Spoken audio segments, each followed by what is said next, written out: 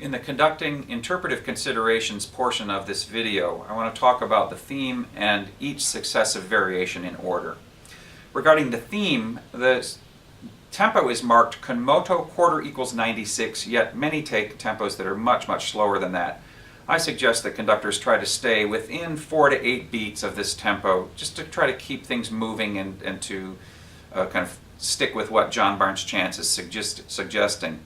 I might also suggest that the semplice marking be observed, that we not do too much with regard to shape in this section.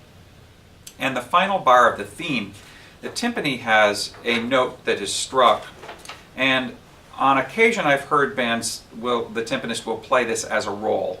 I'm going to suggest to you that this should just simply be a strike. The fermata does not mean that you should be writing as a roll. The vivace, variation 1. Strive for ensemble clarity in this section. Avoid overdoing the forte dynamic and the accents that are printed a little bit later in the variation. At the conclusion of the variation, there is a section where there are 4.5 beats of rest, and I would suggest that perhaps you outline carefully a little bit those beats, or not conduct at all, and then simply giving a strong prep beat on count 2 for the entrance on count 3. So something like this. Or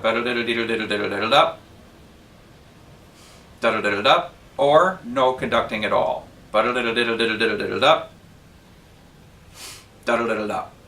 Something that is going to be reflective of that silence. Moving to variation 2. Variation 2 begins with a mezzo forte chord for 2 bars, and then piano chords for 2 bars. And again, these toggle back and forth between a couple of minor 7th chords, A flat minor 7th and an E flat minor 7th. So just be aware then that we have this mezzo forte introduction, then piano, and then the oboe comes after that. It makes room dynamically for the oboe to make that entrance without any balance issues. Also common in this variation is the misplaying of the triplet 2/8 figure.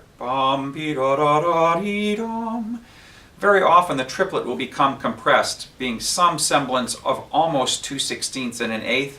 And I would encourage you to just elongate those triplets so that they're exactly correct in each time that that rhythm occurs. Okay, variation 3, the allegro con brio. He gives a tempo marking of 144. I would suggest that we try to be somewhere in that neighborhood. While the marking dynamically is fortissimo, I usually back this off a little bit, try to keep my gestures nice and crisp. Bump, bump, bump, bump, bump, bump, bump, that kind of thing. And then what that does is it reserves some opportunity for you to use a little bit bigger gestures to indicate the rise and fall, the crescendo and diminuendo that we have in the horns just a few bars into this. At the trumpet entrance, I tend to really make a big deal about the leggero marking.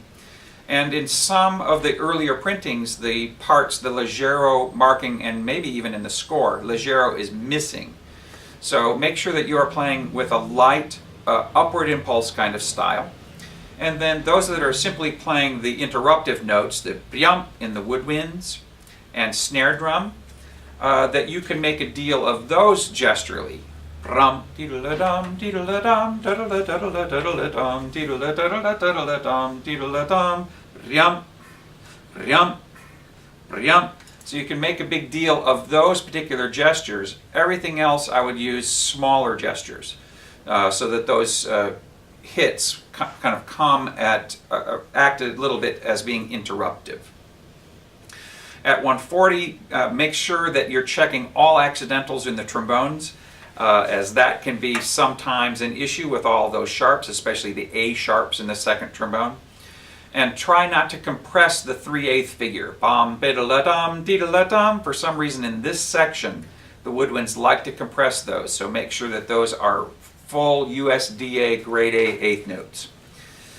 Okay, as we move to the end of this variation, looking at the transition at 166, I would encourage you to think about 166 as in groups of measures.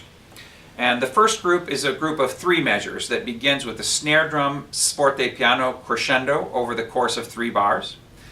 Then the next one should be a 4-bar group which begins with the gong strike. So snare drum, 2, 3, gong. And then in the 4th bar of that group, the snare drum crescendos out of the texture. So a 3-bar group, a 4-bar group that begins with gong and ends with the snare drum crescendo. Then we have the snare drum solo. That is a 4-bar segment. And then, let's see, 1, 2, 3, 4. Then we have 2 3-bar segments beginning with the timpani. This first 3-bar segment, I suggest you remain in 2, bum, da-da-ga, da-da-ga, da-da-ga, da-da-ga, da-da-ga, but the next 3-bar segment we conduct as a macro beat, dum, da-da-ga, da-da-ga, da-da-ga, da-da-ga, da-da-ga, dum, which leads, it actually preempts the 3-2 by 1 full bar and helps make that metric modulation nice and clean.